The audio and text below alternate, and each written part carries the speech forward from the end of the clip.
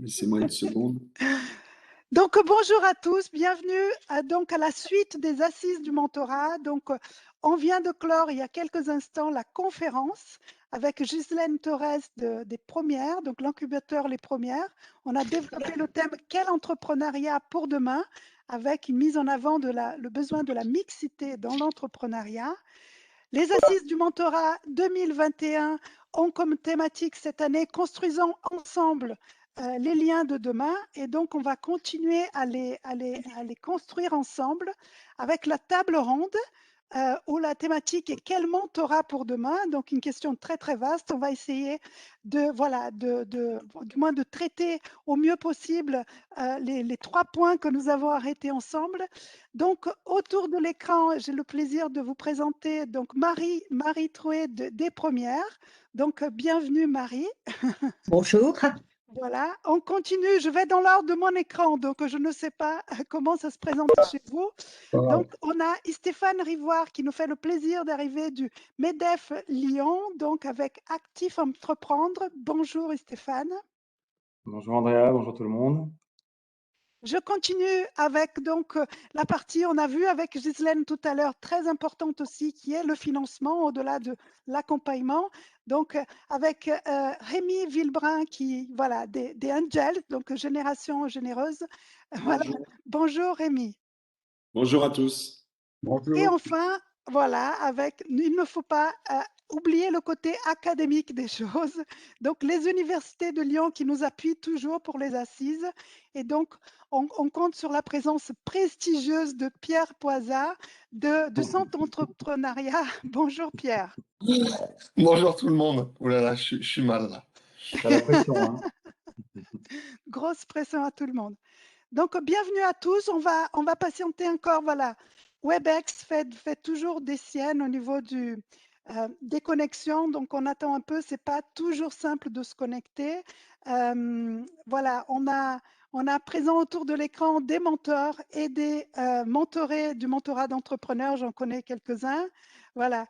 Christophe Selette qui a l'honneur de continuer à nous accompagner directement de l'autre CCI, celle de Nord-Isère. Rebonjour Christophe. Et Isiane, voilà, donc quel honneur d'être voilà, parmi nous avec Isiane de Créadio. Donc là, encore du MEDEF, mais plus grand puisque c'est la région, c'est Auvergne-Rhône-Alpes. Bonjour Isiane. Salut Luciane. Mais comme je vous ai dit, hein, on est en famille, on est entre nous, donc voilà, pas trop de formalisme. Le but, c'est d'essayer d'avancer sur des thématiques importantes. Cette table ronde a été préparée il y a quelques jours autour d'un très bon repas, ceux qui ont pu venir. On s'est régalé avec les apprentis des apprentis d'Auteuil, donc les apprentis en restauration. Donc, ce qu'on a voulu pour cette table ronde, c'est, je vais vous demander à tous, sauf aux animateurs, d'éteindre vos micros juste pour que la qualité sonore soit meilleure. Et dès que vous avez des questions, on vient d'organiser ça, on va vous passer la parole et avec plaisir à chaque fin de thématique. On en a 3. Si on arrive à faire les 3, tant mieux. Donc, on a voulu, quand on a préparé cette table ronde, on s'est vite retrouvé avec des problématiques quotidiennes d'un programme de mentorat, comme où trouver des mentors, ou voilà, des choses très quotidiennes. Et vu la thématique des assises, c'est-à-dire le mentorat de demain, quel sera le mentorat de demain, on a voulu, voilà, du moins j'ai proposé et les invités ont accepté de prendre un peu de recul. Hein, donc, on ne va pas trop aborder, on va dire, les choses quotidiennes qui nous tiennent à cœur, mais qui, voilà, pour cette fois-ci, on va passer un petit peu à côté. Mais on a voulu surtout revenir à des projections du mentorat.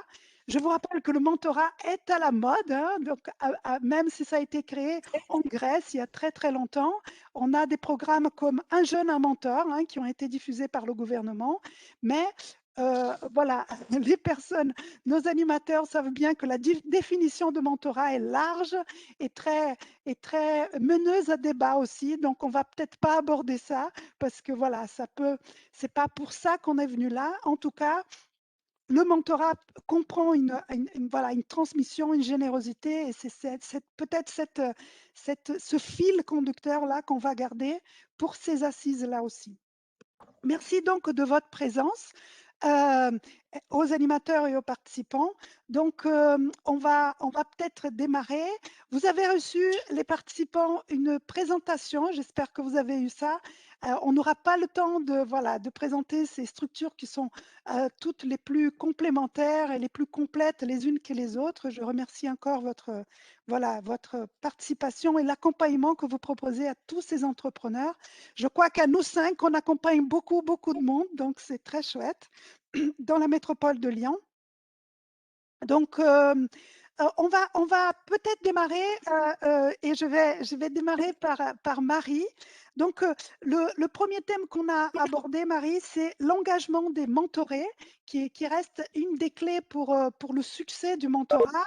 Comment est-ce que l'incubateur le travaille? S'il ne le travaille pas, comment il aimerait le travailler? Cet engagement des mentorés. Alors bonjour à tous, excusez-moi, moi j'ai des coupures d'image et de son, donc j'espère que ça va se rétablir. Donc tu parles bien de l'engagement des mentorés, hein? Oui. Où en est l'incubateur les premières? S'il en fait et s'il ne fait pas, qu'est-ce qu'il aimerait faire? Voilà. Alors, au sein de l'incubateur, tu vois, c'était le débat ce matin avec les chargés d'accompagnement. Alors, nous, on parle pas de mentors au sein de l'incubateur, puisqu'on a des chargés d'accompagnement, c'est-à-dire que chaque fois qu'un projet rentre au sein de l'incubateur, on a des chargés d'accompagnement qui vont encadrer chaque personne, donc qui rentre chaque projet.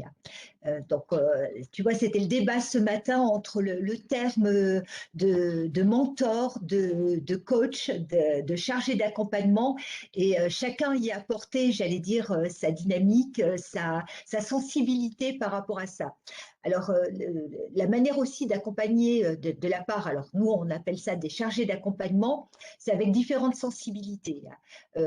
On s'aperçoit que suivant la typologie, soit de la personne et soit du projet, alors on va plutôt parler de typologie du projet et de sensibilité de la personne, il va avoir besoin soit d'une posture qui va être de l'accompagner dans le savoir-faire et d'autres un peu plus dans le savoir-être. Et c'est là où, en fin de compte, il y a toute la subtilité des mentors qui accompagnent, qui vont se retrouver soit dans la posture d'accompagner sur quelle va être ma posture, moi, de dirigeant, comment on va m'accompagner en tant que dirigeant et quelles sont toutes les briques que je vais être obligée de mettre en place pour pouvoir créer mon entreprise. Marie, je crois, excuse-moi, je vais être obligée de te couper. Je crois que ma question a été un peu assurée, tu ne l'as pas entendue. Oui. Moi, je suis bien sur l'engagement des mentorés, hein, des gens qu'on accompagne. Voilà.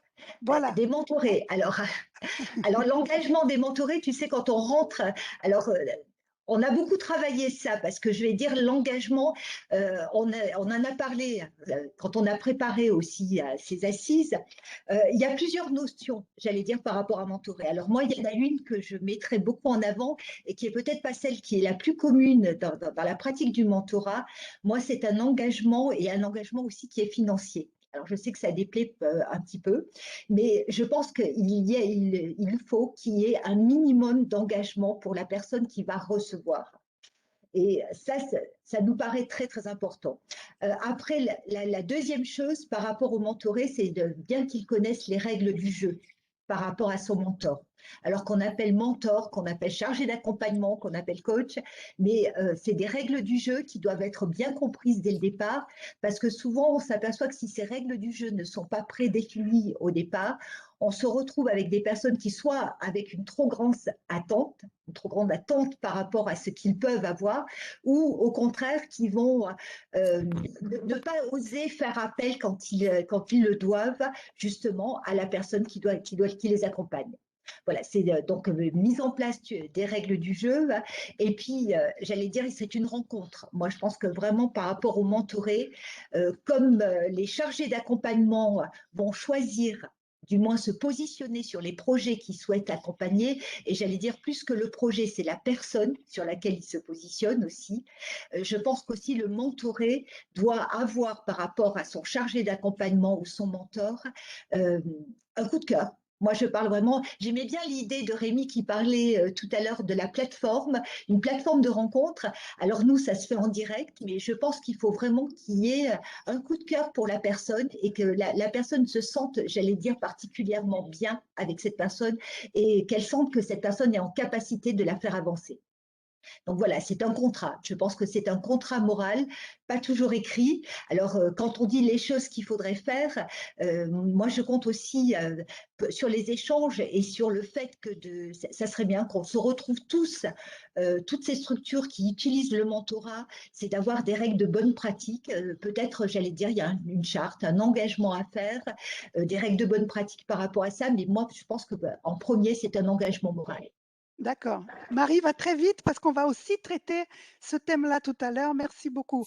Et Stéphane, chez Active Entreprendre, comment on reçoit, comment on gère l'engagement des mentorés? Bah, c'est un vrai sujet. Tu vois, on est sur la fin de notre promotion et finalement, on se rend compte que l'engagement des mentorés, alors surtout dans une période aussi complexe que celle d'une reprise, pour beaucoup, c'est un manque de temps. Manque de temps parce que ils sont là aussi pour développer leur activité. Donc, c'est difficile de les obliger à venir participer à tous les ateliers, toutes les visites, enfin, tous les événements auxquels ils doivent participer. Parce que dans la balance, on est bien là aussi pour les accompagner dans le développement commercial de leur entreprise. Donc c'est un petit peu, voilà, j'ai une question en ce moment là-dessus. Nous, on fait signer une charte d'engagement. Les mentors et les mentorés la signent. Et ils doivent participer entre 20 et 25 dates durant le programme, sur 8 mois. Et là, on avait plutôt une question, on se disait, bah, ça fonctionne très bien, donc on va élargir, on va augmenter le nombre d'accompagnement. Mais moi, je suis en train de me poser la question justement à le réduire pour, comment dire, j'ai très peu, moi, je suis un peu seul pour gérer ce programme. Enfin, on a un comité de pilotage, mais chacun a ses occupations, ce sont des chefs d'entreprise ou des cadres dirigeants chez notre partenaire. Et donc, du coup, ils n'ont pas forcément un temps indéfini à consacrer au programme. Donc, du coup, je voulais peut-être réduire le nombre de personnes que l'on accompagne pour proposer quelque chose de plus qualitatif et un suivi. Parce que autant, alors, je fais le parallèle avec les mentors, c'est que difficile d'aller, s'ils manquent de temps, d'aller les booster ou autre, parce que c'est du bénévolat et c'est quand même, ils le font gracieusement et généreusement. Et donc, voilà, ça arrive de rencontrer dans une période des difficultés de gestion de temps. Autant pour les engager, c'est vrai que pour les mentorer, voilà, enfin, c'est un service gratuit qu'on leur met à disposition. Donc, il y a tout un tas de choses auxquelles ils ont droit et qui nécessitent du temps. Et justement, en contrepartie, c'est l'engagement de mentors. Moi, je vois, par exemple, j'ai un déjeuner ou des choses que j'organise dans les semaines à venir, là. Et finalement, j'ai des mentorés qui ne viennent pas alors que leur mentor vient. Et donc, je me dis, dans la balance, j'ai des gros chefs d'entreprise qui n'ont pas que ça à faire et qui prennent le temps, qui l'ont inscrit et qui se sont engagés. Et en fait, il y a peut-être aussi un manque de maturité de certains mentorés sur cette question d'engagement et de se dire comment je vais faire pour leur faire comprendre et leur faire prendre conscience que ce qu'on leur propose, c'est une opportunité qui se présente pas tous les jours. Et donc, que cette notion d'engagement, elle soit mieux comprise. Voilà. Super, merci beaucoup Stéphane. Rémi, auprès des Oui. personnes qui ont été envoyées par Pôle emploi, comment travailler l'engagement? Alors, nous, effectivement, on est dans une situation un peu particulière et je vais rappeler une évidence, mais elle est absolument fondamentale. C'est que pour nous, tout part de la présélection des personnes que l'on va accompagner. Et ça, c'est un moment clé. sur lequel on est très aidé par les conseillers création de Pôle emploi. L'idée étant très simplement hein, de définir une sorte de grille de lecture pour s'assurer que les personnes que l'on va accueillir au sein du dispositif soient bien des entrepreneurs. Et ce que je veux dire par là, c'est qu'ils aient un vrai projet, que ce projet ait été, entre guillemets, vérifié, validé, et que surtout, ils aient l'envie, quoi. L'envie, la bonne attitude. Et là-dessus, je rejoins Stéphane sur le fait que c'est un point extrêmement sensible parce que on peut se croire entrepreneur, on peut avoir envie d'être entrepreneur, et puis en fait, on l'est pas, on n'y arrive pas, on n'y met pas le temps nécessaire. Donc, toute cette première partie-là, on y fait très, très attention pour n'embarquer, entre guillemets, encore une fois, hein, que les personnes qui ont vraiment envie d'y aller. Ça, c'est le premier point. Le deuxième point en termes d'engagement, c'est que, en fait, nous, on leur propose aucun cadre strict. Alors, c'est un peu le contre-pied de ce qu'on entendait juste avant, mais nous, on dit un truc très simple, c'est vous avez un espace de rencontre, c'est ce fameux site, cette plateforme digitale dont je parlais tout à l'heure, qui fonctionne encore une fois comme un site de rencontre. Donc, elle permet de faire du matching entre les gens très, très vite, quasiment en temps réel. Hein. Vous déposez votre projet. Ce projet, nous, on le modère pour s'assurer qu'il est conforme. On a une charte d'engagement, bien sûr, on a des conditions générales d'utilisation, on a un certain nombre de choses auxquelles les prétendants doivent se référer. Et puis, une fois que ce projet a été validé par l'équipe de la plateforme, il rentre dans la moulinette. Et cette moulinette, elle lui propose, je le disais, quasiment en temps réel, jusqu'à 5 mentors qu'on a bien sûr pré-référencés, pré-qualifiés. Hein. On a aujourd'hui une cinquantaine de mentors à peu près sur le dispositif. Jusqu'à 5 mentors, je le disais, que le porteur de projet ou la porteuse de projet, évidemment, je fais une petite parenthèse, mais on a plus de 60% de femmes et je trouve que c'est un élément très intéressant. Je referme la parenthèse. Pour que ces porteurs de projet puissent découvrir les mentors. Et quand je dis découvrir, c'est que chaque mentor, vous pouvez aller regarder son parcours, ses compétences, ses appétences, les types d'interventions qu'il est capable de vous proposer, et vous les invitez. Comme vous inviteriez quelqu'un sur un site de rencontre, je continue à filer l'analogie, et tout ça se fait évidemment de façon très automatisée. Le mentor reçoit l'invitation, découvre le projet. Si le projet le séduit, s'il a le temps, s'il se sent de pouvoir accompagner sur les problématiques qui sont évoquées, il va le répondre positivement et la rencontre se fait. Le contact se met en place. Et à partir de là, chacun fait comme il veut. Quand je dis chacun fait comme il veut, c'est qu'évidemment, on regarde à distance pour s'assurer que tout se passe bien, mais en fait, on fait à la fois confiance aux mentors dans leur capacité à pouvoir gérer ce genre d'interaction, et on fait confiance au mentoré dans son souhait de vouloir véritablement se faire accompagner. Alors, je ne dis pas que c'est 100% gagnant à chaque fois, mais aujourd'hui, sincèrement, ça fonctionne très très bien. Et ensuite, je le disais, il n'y a pas de cadre établi, il y a simplement un outil collaboratif qu'on a mis à la disposition de nos mentors et mentorés. En l'occurrence, c'est Microsoft Teams, mais ça pourrait être n'importe quoi d'autre, ce serait pareil, qui leur a permis pendant toute la période de confinement de pouvoir continuer à interagir, échanger des dossiers, des messages, et bien sûr de se faire des visioconférences. Et tout ça se met en place de manière assez naturelle, très fonctionnelle, étape par étape, avec un dernier point que je soulignerai dans notre façon de fonctionner, c'est qu'on a un mentor référent qui est un peu le fil rouge en contact de nos mentorés. Et ce mentor, c'est lui en fait qui va s'assurer tout au long de la relation que ça se passe bien, que le mentoré répond aux sollicitations, fait ce qu'il a à faire, entre guillemets, pour que les choses avancent. Deuxième petite parenthèse, un mentor chez nous, ça ne fait pas à la place du mentoré. Ça lui pose des questions, ça le challenge, ça lui propose des outils, des solutions, mais ça ne fait jamais rien à sa place. Je referme la parenthèse. Et donc, cette relation se met en place. Et je disais, ce mentor référent, il a, au-delà de son côté fil rouge, il a pour mission de pouvoir solliciter les autres mentors de la communauté sur des problématiques extrêmement spécifiques en vertical. D'accord. du juridique, du financier, du fiscal, du marketing, de la com, du développement commercial, etc., etc.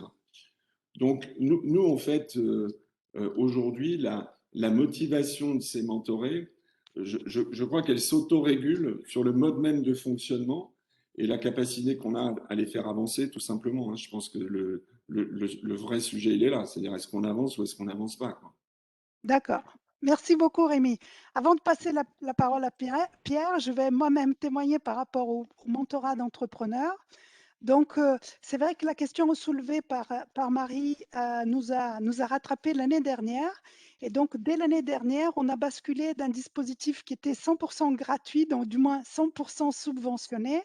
Il reste subventionné, mais on demande désormais une participation aux frais à nos mentorés, ce qui vient, je veux dire, l'engagement n'est pas assuré par ça, mais c'est vrai que ça met une ambiance plus engageante, on va dire, et même si l'engagement n'est pas fait que par une participation aux frais, elle a bougé. Moi, j'ai trouvé en tant qu'animatrice que cet engagement-là a bougé. Du moins, il m'appelle beaucoup plus souvent. Et actuellement, j'en accompagne 80. On en a accompagné, moi, quand je suis arrivée, il y en avait 110. Eh bien, j'ai plus de coups de fil à 80 qu'à 110. Donc, on dirait que quelque chose a changé. Mais l'engagement, c'est aussi une charte qui est signée. Personnellement, on va dire normalement en face à moi. Et l'engagement, c'est aussi un travail d'équipe puisque chez nous, les binômes sont co-responsables de leur fonctionnement, un peu comme disait Rémi, c'est-à-dire que le mentor je veux dire, le mentor et le mentoré ont la responsabilité que les choses avancent, comme disait Rémi. Donc, pareil, notre engagement, il est un peu multiface. Et Pierre, comment ça se passe l'engagement des mentorés? Déjà, sur quel dispositif tu vas nous en parler? Parce qu'il y a plusieurs dispositifs. On Ouais, commence à bien connaître Billis, par exemple, mais est-ce que tu veux nous euh, parler de celui-là ou d'un autre? ouais, je vais en parler plusieurs, mais effectivement, nous, on a différents dispositifs de sensibilisation, de formation, d'accompagnement, d'incubation. Et ce qu'il faut savoir, c'est que la relation mentoré-mentor, c'est jamais la seule brique de ce qu'on propose. Ce qui veut dire que c'est inscrit dans le parcours, en tout cas dans tout un tas de briques d'accompagnement. Et du coup, c'est toujours un peu la même chose, mais je vais dire un peu l'inverse de vous. Euh, la première chose, c'est que nous, on est un dispositif d'intérêt général et la grande majorité de nos dispositifs, ils sont gratuits. Euh, et, euh, et je me mets plutôt en porte-à-faux sur le fait de dire ce qui ne serait pas payant n'a pas de valeur. Souvent on utilise aussi cette chose-là pour être sûr qu'on va avoir des gens, vu qu'ils ont payé, qui vont rentrer dans la relation, mais pas forcément parce qu'ils en ont envie, mais de fait parce qu'ils ont payé. Donc ils sont obligés d'être engagés parce qu'ils ont acheté ce service. Et donc du coup, ça ne doit pas être notre sujet à nous, mais là au stade où on en est, puisqu'on a des primo-entrepreneurs, et tout l'enjeu, nous, c'est de valider leur engagement. Alors, leur engagement dans la relation mentorale, mais leur engagement même dans leur projet de création d'entreprise et leur projet de vie. Et finalement, le but de l'accompagnement, c'est aussi de leur faire comprendre que créer sa boîte, un des facteurs clés de succès, c'est d'être engagé. Donc, sur la question de la gratuité et de dire ce qui est gratuit n'a pas de valeur, j'y crois pas forcément. Et pour preuve, nous, on a commencé à leur dire maintenant qu'on est un peu plus vieux, OK, c'était gratuit, on a eu plein de gens engagés. Et ce qu'on vous propose, c'est cette valeur-là qui a été créée, bah, que vous la rendiez et que vous mettiez dans un fonds. Et en fait, on a, en 2 mois, pendant la crise du Covid, on a 70 entrepreneurs qui ont mis entre 500 et 1500 euros dans un fonds de dotation. Donc finalement, ils sont capables de reconnaître la valeur après et du coup, de redonner. La deuxième chose, mais ça va avec le fait de payer, c'est qu'on a été obligé de mettre en place, nous, des chartes, parce que, en fait, les contrôles qualité pour avoir les subventions au niveau du ministère, toutes ces choses-là, elles nous imposaient de faire des chartes et avec les mentors. Je pense que Benoît, il a dû en signer une. Et moi, ça m'a rendu fou. Et les mentorés. Alors que ce qui allait de pair, nous, avec la gratuité, c'est que le fonctionnement qu'on avait, même avec du volume, mais en tout cas, ce volume, il est à chaque fois regroupé dans des petites entités où finalement, un accompagnateur, il est face à 15, 20, 25 entrepreneurs, tous basés sur du contrat moral. C'est-à-dire qu'on avait 80% des gens qu'on a dans nos dispositifs qui n'avaient rien signé, qui étaient juste là parce qu'on avait dit qu'ils étaient là et qu'eux, ils acceptaient d'être là. Et donc, du coup, ils consommaient tout ce qu'on fait d'un commun accord. Et en fait, l'engagement de ces gens-là se faisait juste le fait que s'ils n'étaient pas engagés à terme, bah, ils sortaient de ce contrat moral et de cette relation. C'était juste qu'il fallait bien veiller à expliquer cette sortie. De dire, bah, au stade où tu en es, finalement, tu progresses pas forcément. Et c'est l'inverse un peu de ce que racontait Rémi. C'est de dire, nous, vu qu'on est ouvert à tous, bah, en gros, on prend tout le monde.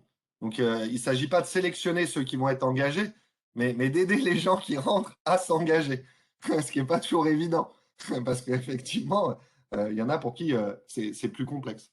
Mais la clé de tout ça, c'est que vu que l'entrepreneuriat et la relation mentoré-mentor, le but, c'est de faire progresser les individus, c'est d'être OK sur tout un tas de valeurs avec ces gens. Et nous, on fait juste la chasse en permanence sur ces valeurs-là.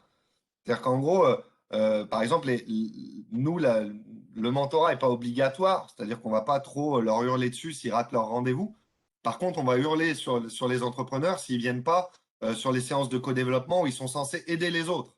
Et là, oui, on va dire, bah non, là, tu n'as pas joué, tu es là pour donner aux autres. Et donc, du coup, si tu respectes pas ces règles-là, ça ne fonctionnera pas. Et puis, pour un peu continuer à dire un peu l'inverse de tout le monde, on fonctionne sur l'inverse des coups de cœur qu'a dit Marie. C'est que nous, on leur impose la relation avec les mentors. De même qu'on impose le fait qu'ils sont incubés dans tel ou tel incubateur parce que, en fait, un des principes, du coup, quand on parlait de valeur, qui fait que pour nous, la relation va marcher, c'est que les gens ne se sont pas choisis pour pas que et l'entrepreneur et le mentor aient misé l'un sur l'autre. Et donc, du coup, ils se sentent obligés de faire les choses parce qu'ils avaient parié que ça allait marcher. Et donc, du coup, le fait de ne pas choisir, eh ben, c'est aussi permettre que si la relation se passe mal, ils acceptent de la dénouer et de fonctionner autrement après. Ah, encore une fois, c'est particulier hein, comme principe. On te reconnaît bien là, Pierre. Hein On te reconnaît bien là, Pierre. mais ça fonctionne. C'est une des choses. Voilà pour mon retour d'expérience. Désolé. Non, Pierre, non, mais c'est. Pierre, Ah. Oui. Pierre, il y a Campus, où finalement les étudiants, dans le programme Campus, c'est des étudiants ça ressemble un petit peu à la plateforme dont Rémi, Oui. Rémi Donc, parlait tout à Rémi l'heure. parlait, oui, Campus, alors pour remettre la photo, effectivement, c'est un programme de sensibilisation où on a 1000 étudiants par an qui se mélangent entre établissements et qui vont monter un projet fictif. Donc, C'est un peu à part ça. 150 et 200 équipes qui vont faire un business plan en 6 mois, qui ont une vingtaine d'ateliers. Ils ont accès à du coaching. Vu que c'est de la sensibilisation, là, ils choisissent leur mentor. Donc oui, j'ai menti là-dessus. Les étudiants, ils choisissent leur mentor, mais on n'est pas dans de l'accompagnement réel. C'est plus du tutorat scolaire, quoi. Ouais, Mais ouais. effectivement, ouais. C'est Ok. pas aussi méchant, en fait, compte Pierre. Non, mais Benoît, il m'envoie un Je- scud, il a raison, mais c'est un peu différent. Mais oui, oui, ok. Non, mais Je- pour préciser ça, quand on parle, excuse-moi, Andrea, quand on parle de coup de cœur, moi, ce que je voulais simplement dire, et on l'a souvent constaté, quand un mentor est face à des projets, et en effet, nous, il y a un comité de sélection. On peut pas prendre tout le monde, on aimerait, mais et encore, j'allais dire dans les critères que l'on s'est fixés au sein de l'incubateur, mais on s'est rendu compte que quand il n'y avait pas alors peut-être le mot coup de foudre est peut-être assez fort, là on passe un degré encore au-dessus, mais j'allais dire quand on sent qu'il n'y a pas une appétence ou du moins un ressenti par rapport et au projet, c'est-à-dire avoir envie de travailler, quand quel que soit, j'allais dire, le degré d'engagement financier qu'il puisse y avoir, j'allais dire, il y a quand même une grosse notion de bénévolat dans le mentorat. Et je pense que quelque part, moi, je reste persuadée qu'on ne travaille bien si on se sent aussi à l'aise avec le projet, à l'aise avec la personne, et que si c'est simplement une contrainte, je pense que c'est des relations qui ne peuvent pas durer et qui ne peuvent pas Alors, perdurer. oui, non, je dis pas qu'il faut que la relation soit contrainte. Je dis qu'il faut qu'elle soit subie. C'est pas pareil. Ok. On- C'est une autre vision des choses. Voilà, on ne va pas basculer sur le matching ou autre chose parce que c'est un sujet, je pense, qui est très large aussi, puisqu'on a différents types de matching aussi autour de l'écran. Mais bon, on a vu que l'engagement des mentorés peut être une des clés aussi, qui soit subie ou, voilà, ou cultivée, nourrie pour ce mentorat de demain. Et je voulais aborder un deuxième thème avec vous. Alors, juste pour précision, parce que Lyon est un village, mais voilà, tout le monde ne connaît pas Benoît Caron encore, mais bon, voilà, je vous le présente. Il est mentor au mentorat d'entrepreneurs, il est mentor donc au centre d'entrepreneuriat et donc avec une grande aura d'accompagnement. C'est pour ça qu'il se permet de dire aussi, ils se connaissent très bien avec Pierre. Donc, Il n'a pas voulu venir chez nous, Benoît. voilà. Oui, mais Nous Marie, avons sa femme. tu as déjà Sophie, donc il ne faut pas Et c'est exagérer. ce que Quand même. j'allais dire. Nous Voilà. avons sa femme, nous avons la chance d'avoir sa femme. Alors, sur le choix, Christophe, du mentor et mentoré, voilà, par exemple, au mentorat, quand je suis arrivée, on était, juste avant, on était sur une grosse demande de la métropole de Lyon pour de la quantité. Donc, le mentorat d'entrepreneurs est monté jusqu'à 180 accompagnements. Et à ce moment-là, on avait une plateforme où le mentor choisissait le mentoré, voilà. Et c'est vrai que voilà, selon la façon de faire, chez nous au mentorat, on avait un taux d'échec, ou du moins voilà, de manque de motivation des deux, de presque un quart, y compris dans ce type de choix où le mentor choisissait le mentoré. Donc, on a abandonné ça pour un choix aussi volontaire et conscient et mutuel chez nous aussi. On va aborder notre deuxième thématique, si vous permettez. Est-ce qu'il y aurait d'autres questions sur la partie engagement du mentoré avant que je puisse poser les questions sur le deuxième thème? C'est un grand et vaste aussi sujet, hein, l'engagement. On a voulu, avec les animateurs, aussi aborder le thème des partenariats. C'est vrai que, et on va le développer au fur et à mesure, c'est vrai qu'aujourd'hui, en tant que structure, on peut avoir besoin de partenaires sous différents angles. Donc, je vais démarrer par le mentorat et je vais passer la parole juste après à Stéphane concernant les partenariats. Donc, nous, nos premiers partenaires au mentorat d'entrepreneurs, ce sont les mentors, puisque voilà, ils sont bénévoles et donc partenaires de la CCI et de LIV, donc les dispositifs qui nous financent, qui nous soutiennent.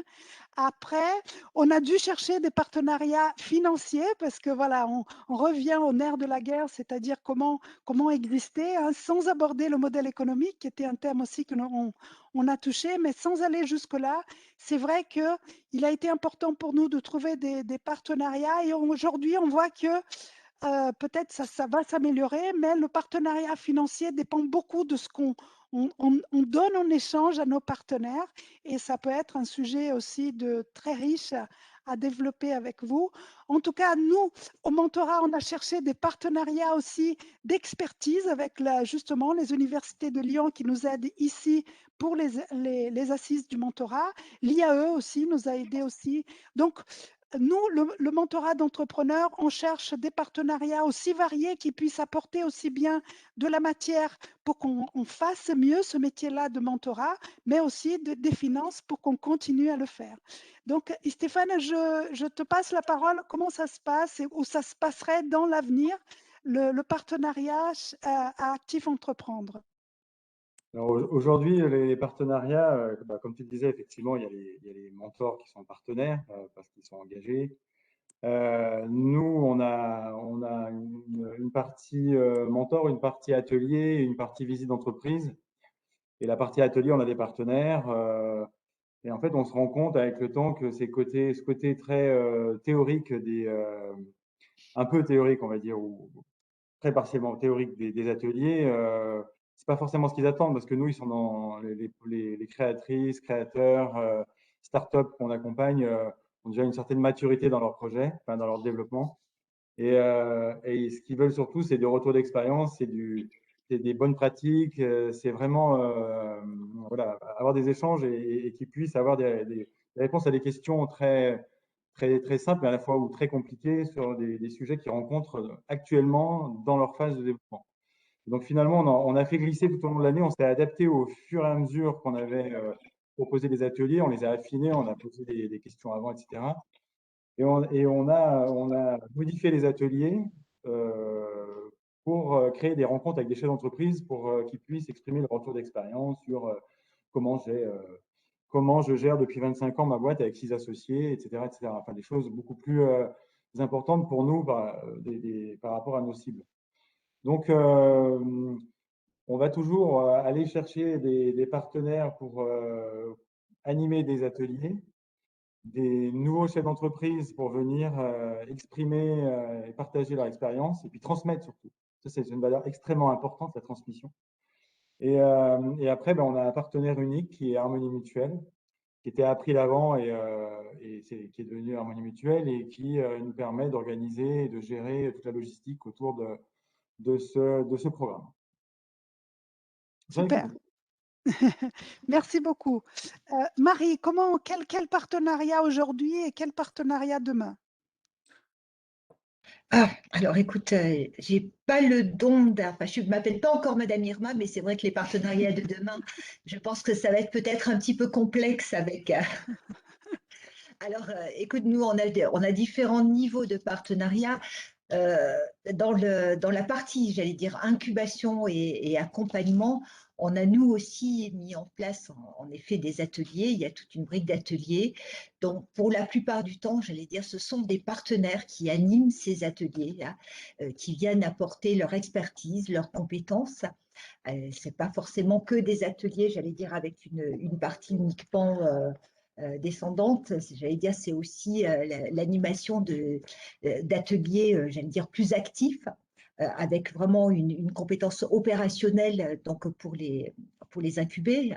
Et donc ça, j'allais dire, c'est faire du réseau. Je pense que dans le partenariat, il y a une grande notion de réseau, de rencontres avec les gens, et puis d'abord déjà de lister quelles sont les compétences dont on a besoin, et puis après, j'allais dire, alors on va revenir avec l'idée de Rémi, je pense qu'on tourne aussi dans cette idée où vraiment, je pense qu'il y a des gens qui vont avoir une appétence. Alors nous, notre particularité, c'est l'entrepreneuriat féminin, c'est accompagner les femmes à la création d'entreprises en les poussant donc à l'ambition, à l'innovation.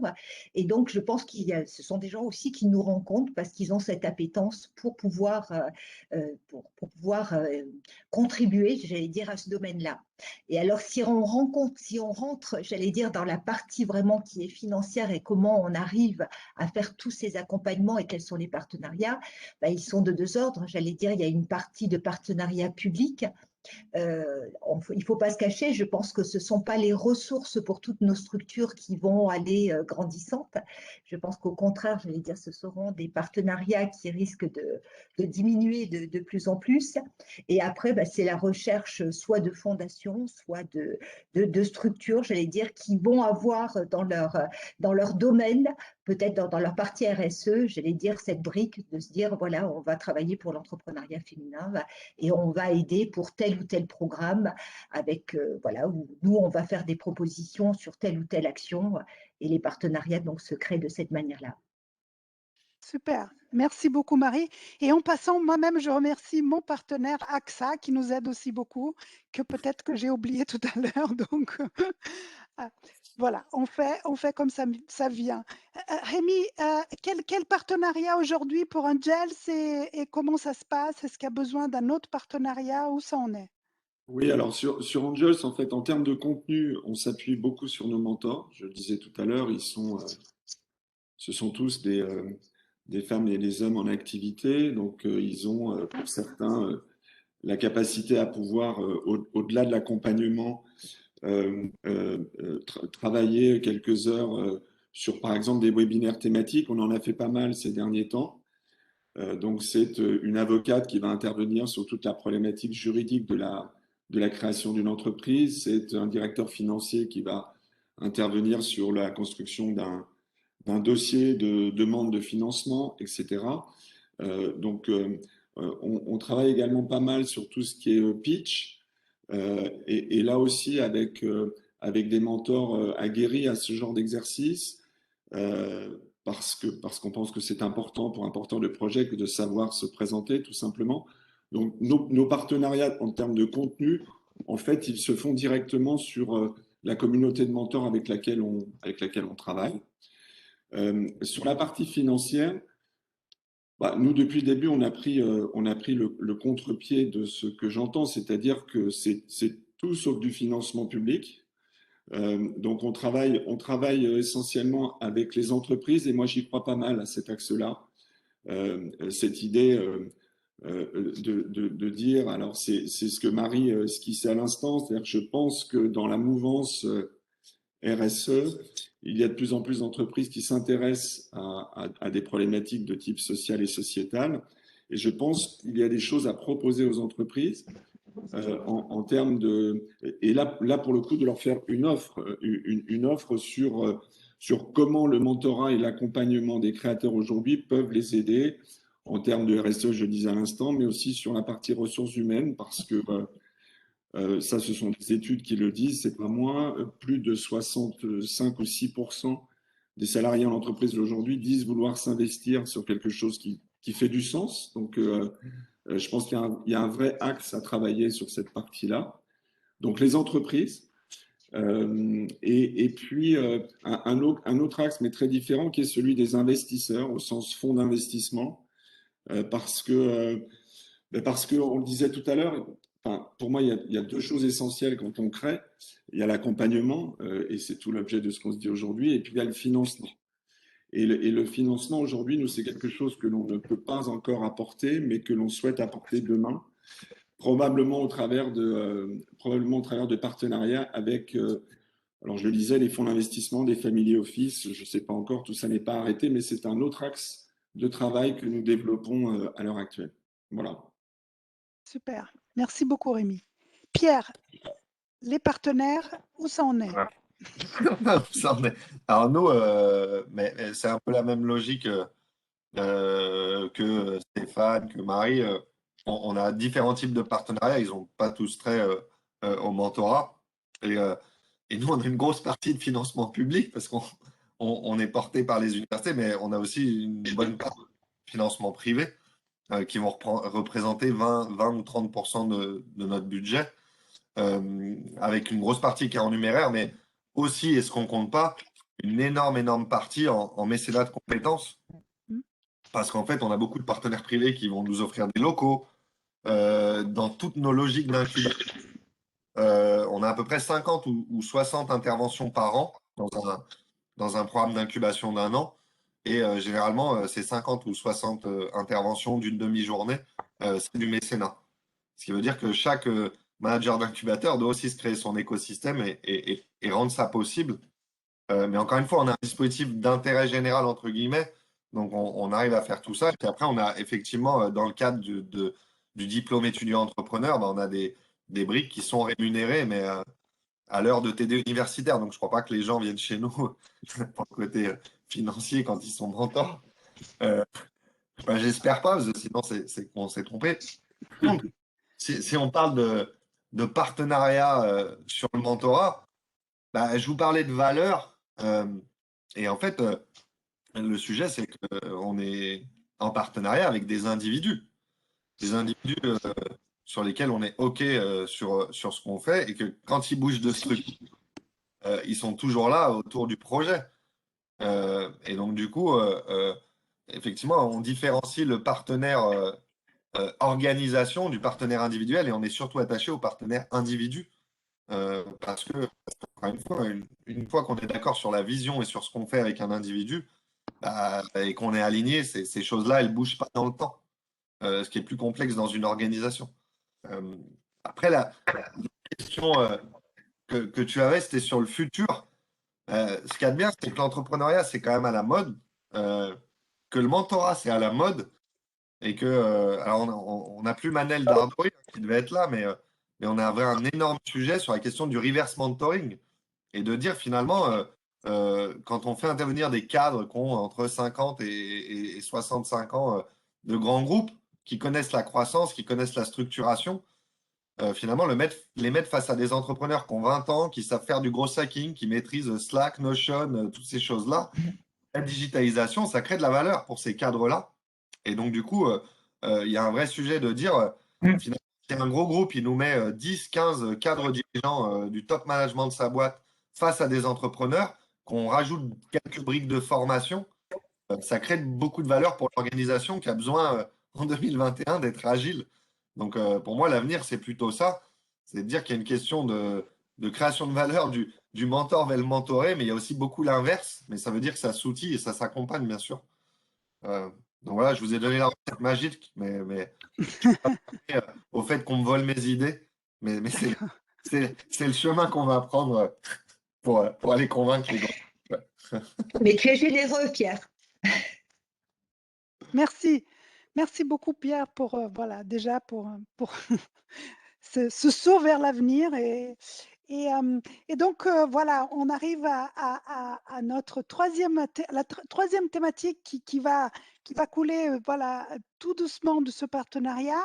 C'est-à-dire qu'on a commencé à dire qu'entre nous, c'est-à-dire entre structures qui accompagnent, voilà, qu'on fasse du mentorat ou pas, mais bon, on s'est dit déjà celles qui en font du mentorat, comment on pourrait mutualiser les choses, comment on pourrait voilà, partager des choses, comment on pourrait fédérer tout ça. Voilà. On avait lors du déjeuner parlé d'un petit échange de mentors, hein, parce que le mentor est une valeur sûre. Donc, donne-moi-en un et je te prête deux et je te voilà. Donc, en sortant du mercato de mentors, comment nous et structure on pourrait, voilà, ensemble on va plus loin et on est plus fort. Comment on pourrait faire ça? Est-ce que Rémi, ça pourrait inspirer Angels voilà, de mutualiser, de fédérer, de faire des choses ensemble avec les autres structures? Bah, oui, bien. Et en fait, si je pousse un cran plus loin, allons-y, si on rêvait un peu, tout ce qui vient d'être dit, notamment Pierre soulevait le fait que la création n'avait jamais eu le vent autant en poupe, que le mentorat n'avait jamais eu autant le vent en poupe, qu'il y a une demande absolument colossale en France, puisque, enfin, vous connaissez tous les chiffres, je crois que c'est 850 000 créations d'entreprises l'année dernière, pour de bonnes ou de mauvaises raisons d'ailleurs, soyons honnêtes, hein. Certains le font par envie, d'autres par obligation. Mais la vérité, c'est que derrière ça se cache pratiquement une politique publique.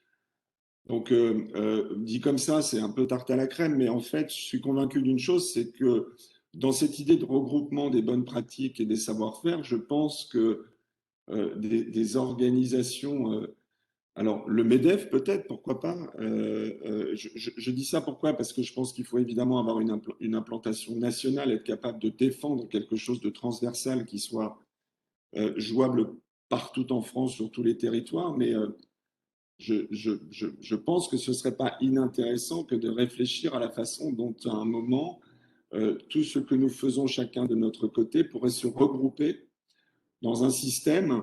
Je vais vous prendre un exemple simple, hein, je ne sais pas si c'est le bon, mais c'est juste pour illustrer mon propos. Vous connaissez tous le service civique, évidemment, pour les jeunes. Et moi, je me dis, pourquoi ne pas inventer une sorte de service civique pour les plus anciens, dans cette logique de mentorat, de transmission de ce qu'on a appris, de quête de sens. Enfin bon, je pourrais vous en faire pendant une demi-heure ou trois quarts d'heure, donc je vais m'arrêter là. Mais je pense que tous les éléments sont réunis aujourd'hui pour essayer d'être extrêmement ambitieux sur un sujet comme celui-là. Bon, voilà, donc je sais pas si ça répond directement à la question, Andrea, mais en tout cas, je pense que si on veut donner une vraie ambition à tout ce que l'on fait chacun de notre côté, alors peut-être qu'on a intérêt à placer la barre très très haut, même si elle est un peu trop haute, mais au moins de tenter d'aller chercher des choses qui ont du souffle, quoi. Voilà. Voilà mon point de vue. Super, super, merci Rémi. Et Stéphane, comment mutualiser, comment être plus fort ensemble? Qu'est-ce qu'on pourrait faire? Bah, nous, on a déjà expérimenté ça. Alors déjà, avec le Medefora à Iciane, on se voit de temps en temps, on fait le point et on échange effectivement sur des besoins, etc. On le fait avec Pierre aussi.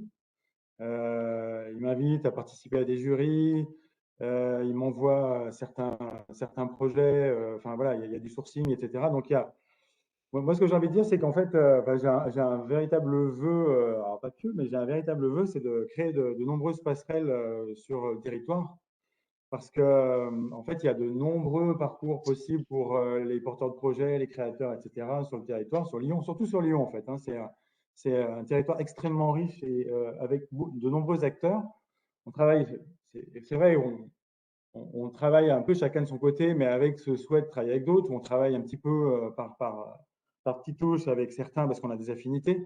Mais effectivement, je pense que on se connaît ou on se connaît de loin, mais ça serait bien de produire une vraie cartographie et de permettre justement à ces porteurs de projets, à ces créateurs de s'inscrire et de peut-être construire un parcours pas idéal, mais en tout cas un parcours avec des acteurs avec lesquels auprès desquels ils pourraient se référer pour rendre plus pérenne son parcours et avoir voilà. Enfin, je pense que on est assez complémentaires tous dans ce qu'on fait. Et je pense que il y a la création de valeur, il y a quelque chose à faire briller sur le territoire en travaillant ensemble. Ça, c'est ma vision. Après, moi, je suis très ouvert à la discussion et aux propositions qui pourraient ressortir de tout ça. Et moi, je souhaite continuer à travailler avec le centre d'entrepreneuriat, c'est très riche, avec les premières, avec tous ceux, avec Medefora, avec Créadio, et d'aller vers le SS. Là, on réfléchit à travailler plus sérieusement avec Ronalpia, enfin avec de nombreux acteurs. Donc, je pense que ça, c'est une vraie carte à jouer sur le territoire parce qu'on est, je pense, aujourd'hui très ouvert. Effectivement, c'est à la mode, mais c'est à nous d'être acteurs et c'est à nous de proposer et de mutualiser, alors peut-être pas mutualiser parce qu'on a tous des enjeux avec nos partenaires, mais en tout cas de travailler ensemble sur certains aspects en tout cas. Super, merci beaucoup. Avant de passer la parole à Marie, donc le mentorat d'entrepreneur, on est aussi sur cette notion d'ouverture, on va dire, hein, parce que je pense que c'est le mot qu'il y a derrière cette mutualisation, cette fédération, c'est l'ouverture. C'est vrai que quand Essiane Créaduo était tout petit, eh ben on a partagé ensemble pour du moins voilà, être sûr que voilà, le démarrage allait se faire dans des bonnes conditions et ça a été avec plaisir on a un petit peu échangé. Et c'est vrai que la création même de ces assises, hein, il y a 3 ans, aujourd'hui, donc la 3e édition, et donc, oui, oui, absolument, nous sommes complémentaires, dit Essiane. Donc, l'ambition de ces assises, qui reste un événement, comme on appellerait B2B, hein, fait pour les accompagnateurs, même si on a la chance d'avoir beaucoup de mentors et quelques mentorés aujourd'hui dans l'audience. Le but même des assises était de fédérer, de nous faire rencontrer pour réfléchir, mais aussi apprendre les uns avec les autres. Donc, il y a eu cette envie-là dès le départ, bon, qu'on essaye de nourrir, mais bon, qui est là. En tout cas, on croit beaucoup à ça. On croit sur le fait que on a des tas d'outils, on a des tas de matières à partager dans le sens où, voilà, on a vu comment recruter des mentors, comment faire grandir l'engagement des mentorés. Bref, il y a beaucoup de choses qu'on aimerait aussi partager avec les uns et les autres. Les assises sont pour ça, mais on volontiers pour créer des moments entre nous et qu'on continue à partager.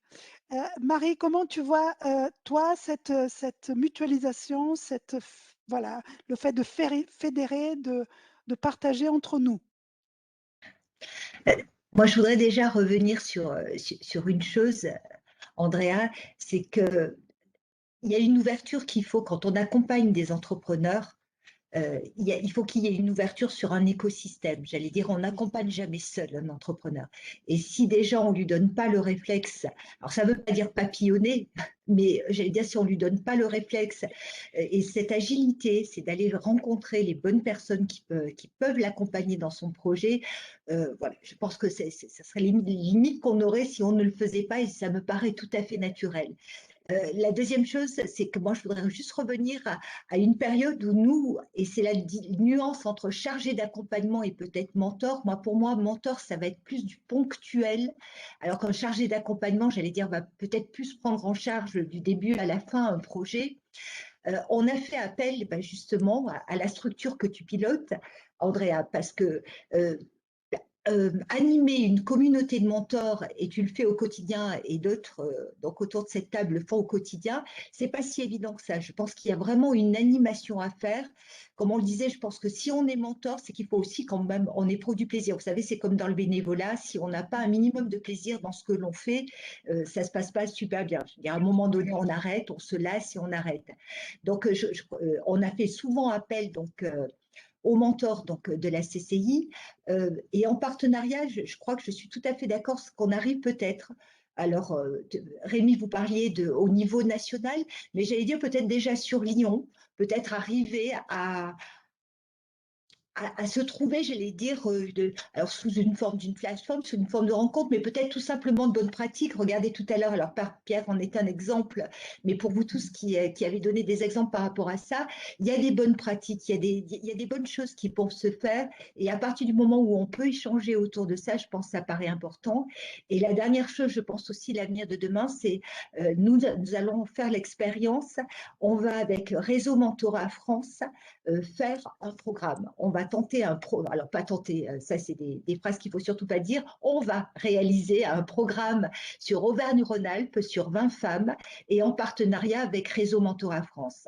Voilà, nous, on apporte notre expertise sur certains domaines et on s'allie avec une autre structure pour, par exemple, faire un programme. Mais pourquoi pas le faire avec d'autres et j'allais dire le faire d'une autre manière ou le faire peut-être d'une manière plus régulière avec des rencontres. Peut-être, merci de nous donner l'opportunité aujourd'hui de pouvoir avoir cet échange et que ça reste pas, j'allais dire, que des bons principes quand on se croise comme ça de temps en temps, alors en physique ou derrière un écran, mais je pense peut-être de se mettre autour d'une table et se dire qu'est-ce qu'on peut faire ensemble. Super. Pierre, à toi de… Voilà. Il faut que j'aille vite. Non, on a le temps, il n'y a pas de souci. Plusieurs choses. Nous, la chance qu'on a, le centre d'entrepreneur, c'est une chance sans lettre, mais c'est que, effectivement, on n'est pas propriétaire des gens qu'on accompagne, ils ne payent pas, ils sont de passage. Et donc, du coup, ils peuvent être incubés chez nous, accompagnés chez nous et accompagnés en même temps par ailleurs. Et puis, notre métier, c'est aussi de nourrir le reste de l'écosystème. On les prend au tout démarrage et puis ils vont rejoindre d'autres structures derrière. Donc, notre métier, c'est aussi de créer de la valeur pour les autres structures. Et donc, forcément, ça noue des partenariats, mais ils ne sont pas ou chez nous, ou chez les autres. Donc, ça, c'est plutôt cool. C'est cool, mais ça veut dire que parfois, on revient sur la question du partenariat, on est moins lisible. Et finalement, c'est plutôt les gens après qui vont récupérer la valeur, mais c'est logique. Moi, mon gros sujet à l'heure actuelle, c'est plutôt qu'effectivement, c'est un système complexe. Il faut des cartos, il faut des parcours, mais quoique, parce que faut pas forcément essayer de simplifier ce qui est complexe, vu qu'il y a des dizaines de milliers d'entreprises qui se créent, autant d'individus différents, de parcours différents. C'est dur d'arriver à stabiliser. On a essayé, hein. On a essayé LVE, Créafil, enfin, il y a eu plein de choses et on voit bien que finalement, les mecs qui réussissent après, c'est ceux qui sortent de ce parcours-là. Alors, peut-être qu'il faut l'afficher pour qu'ils n'aillent pas dedans. Mais en tout cas, c'est important de comprendre ce qu'est chaque structure et comment, du coup, on peut s'entêter. Alors, je ne sais pas si on appelle ça un parcours, mais je pense que la question de la carto doit être en tête de tout le monde et c'est effectivement le boulot de tout le monde. L'autre sujet pour moi qui est hyper important, c'est que vu qu'il y a beaucoup de choses, ma vraie problématique, c'est qu'il y a beaucoup de création d'entreprises, on parle de mentorat, d'accompagnement, et surtout comment on forme les gens. Qu'est-ce qui fait que tout le monde est compétent pour faire ça? Qu'est-ce qui fait qu'on fait monter toutes les structures en compétences pour être sûr que finalement les gens vont être bien accompagnés? Parce qu'en fait, on parle de formation, d'incubateur, d'accompagnement, de mentorat, des choses qui sont tellement diverses et différentes. Il va y avoir des structures d'accompagnement qui vont mettre 40, 50 000 euros sur chaque entrepreneur qu'ils accompagnent en faisant du sur-mesure. Et puis il y en a d'autres, ça va juste être des mètres carrés, mais on parle de la même chose et on présente aux entrepreneurs la même chose. Donc c'est comment plutôt on a un cadre cohérent et on est tous d'accord sur la place lyonnaise, sur les termes qu'on emploie et sur ce qu'on fait. Alors ça va même au-delà de la place lyonnaise. Et du coup, ça rejoint un peu ce que disait Stéphane. Pour moi, c'est une carton, mais c'est est-ce qu'on est tous d'accord sur les termes, sur ce qu'on fait, sur ce qu'est le early stage, ce qu'est le mentorat? Et je pense que ça, c'est un vrai job d'avoir notre dictionnaire commun. Oui. Et ça serait hyper important, quoi. Super. Et en plus, tu es dans les temps. Oui, Andrea, allez-y, est-ce que pose je une peux question. intervenir? Oui, oui, oui. Euh, je complète les propos que vous venez de tenir chacun sur la mutualisation et le fait de faire connaître effectivement vos différents organismes. Alors, moi, je suis jeune mentor. J'ai été accueillie par Andrea cette année. J'ai un parcours d'entrepreneur et en fait, je découvre plein de choses en assistant à cette table ronde. Donc, il y a des organismes multiples justement pour épauler les entrepreneurs.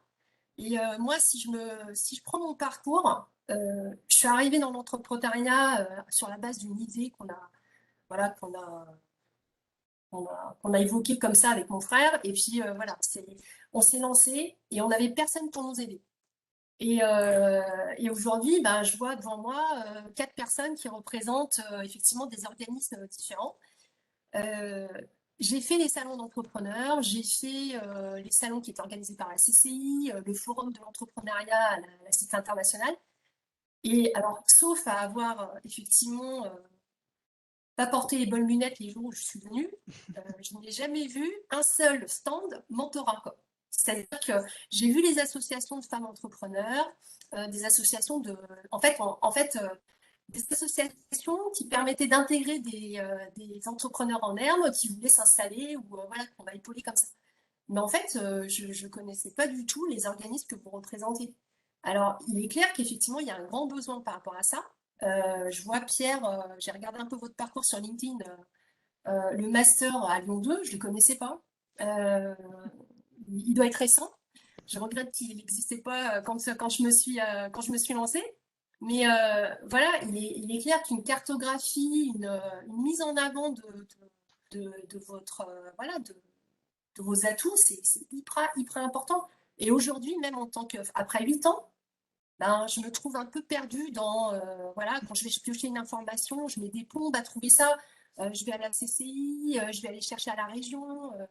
Je prends l'exemple type du Covid. On a été aidés, tout le monde nous a aidés, c'est-à-dire que l'État a mis sa touche, la région a mis sa touche, la profession qu'on représente, dans laquelle on travaille, a voulu apporter sa pierre à l'édifice. Finalement, chacun a mis de la bonne volonté à faire tout ça, mais ça n'a pas été.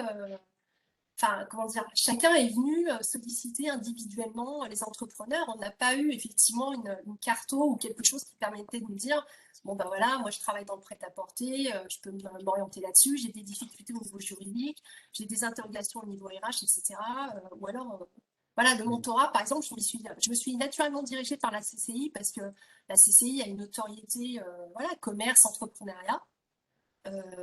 Mais voilà, je me suis intéressée à d'autres organismes aussi, mais finalement, il a fallu que j'aille chercher l'information. Et quand on tape mentor d'entreprise, mentorat, ou je sais pas comment, ou chargé d'accompagnement, comme dit Marie, ah ben là, on se retrouve avec des milliers de pages, quoi. Et c'est juste, c'est la jungle, en fait, c'est la jungle. Et c'est dommage parce que vous avez tous effectivement la même intention, l'intention d'accompagner, d'apporter effectivement chacun une pierre à l'édifice et à la création d'entreprises. Et nous, en face, ben, de l'autre côté, on est un peu. Il y en a beaucoup, hein, moi je vois autour de moi, il y a beaucoup de jeunes entrepreneurs qui savent pas forcément où s'orienter. Ils arrivent un peu par hasard, je pense que vous le voyez aussi. Et ouais, il faudrait peut-être une plateforme, je sais pas comment créer ça, mais clairement, il y a un besoin, quoi. Clairement, Alors, elle existe, hein, Chantal, la plateforme, hein. Il y a eu Live. J'allais dire, il faut quand même pas oublier qu'il y a, alors maintenant plus de 10 ans, la volonté quand même de la métropole à ce moment-là, ça a été de vouloir avoir une cartographie justement des structures d'accompagnement. Alors maintenant, peut-être que c'est moins visible à travers la plateforme qui est créée, mais ça existe. Mais je crois qu'il y a deux choses. Il est certain que si on cherche mentor, je ne suis pas sûre, ou alors peut-être pas les bonnes choses qu'on risque de trouver sur Google, ni si on cherche chargé d'accompagnement. Je pense qu'il y a surtout une éducation, enfin une communication à faire. Quel type de structure, en fin de compte, quand je veux entreprendre et à qui je peux m'adresser. Oui, après, c'est effectivement quelque part la diversité de l'offre tue un peu l'offre. Hein. C'est un peu comme tout produit, en fait. On peut pas centraliser l'ensemble des organismes, ça c'est clair. Mais c'est vrai que tout le monde veut être visible. Et à la force, on le voit bien sur les réseaux sociaux, même sur LinkedIn, une relation en emmène une autre, ainsi de suite. Voilà. Mais finalement, il y a toujours une démarche de recherche, en fait. En tant qu'entrepreneur, c'est vrai qu'à un moment donné, on se fie aux professionnels de notre secteur et puis on a du mal à sortir un peu de ça. Le mentorat, il sert à ça en fait. Vos structures, elles servent à ça. C'est simplement, c'est pas simplement de s'enfermer dans notre profession, c'est de se dire, ben voilà, on a d'autres canaux qui nous permettent de s'ouvrir. Et en fait, le fait d'avoir des ramifications un peu partout, ben, finalement, on commence à s'y perdre, quoi. Donc, si on peut avoir un hub, effectivement, un peu plus. Un hub, ça existe aussi, le hub. Merci Chantal. En effet, c'est beaucoup d'acteurs, hein, et si on met les hébergeurs, hein, parce que là, entre nous, on est dans l'accompagnement encore, hein, on va dire, mais si on rajoute les hébergeurs, je crois que, et puis voilà, et puis des mix, des choses hybrides, on est à plus de 300 structures sur Lyon, donc voilà, il faut s'accrocher quand on est entrepreneur, du moins, pour savoir où on va, mais c'est vrai que c'est tout un débat de guichet unique d'entrée, et comment trouver des solutions. Et je pense que la métropole, et on connaît les acteurs, se pose beaucoup cette question-là. Et je profite pour parler évidemment du festival des entrepreneurs qui arrive le 23 et 24 juin. Donc, encore une façon de rencontrer des structures plutôt ludiques. Donc, voilà, sur tous les réseaux sociaux, vous allez trouver le festival Live des entrepreneurs. Merci beaucoup, merci beaucoup. C'est toujours très court, très riche et très court. Merci pour la participation des animateurs qui ont été très chouettes, qui ont donné beaucoup de temps. Merci aux participants de vos questions ou de votre écoute attentive. Donc, ça continue. Pour ceux qui sont inscrits, donc 17 h, on reprend avec l'atelier animé aussi, parce qu'ils sont partout, le centre d'entrepreneuriat, voilà, par Clara Hardy de l'incubateur Manufacturing. Donc, pour ceux qui sont inscrits, rendez-vous à 17 h. Pour les autres, une très bonne fin de journée et à très bientôt. Merci. Au revoir, à très vite. Au revoir. Merci à tous. Au revoir. Bye bye.